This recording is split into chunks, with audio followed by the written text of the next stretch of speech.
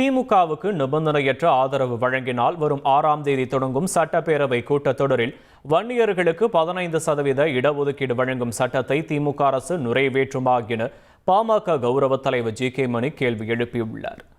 வன்னியர் உள்ஒதுக்கீடு தொடர்பாக பாமக தலைவர் அன்புமணி ராமதாஸ் விடுத்த கோரிக்கைக்கு அமைச்சர் சிவசங்கர் பதிலளித்த நிலையில் ஜி.கே. மணி மீண்டும் கேள்வி எழுப்பியுள்ளார்.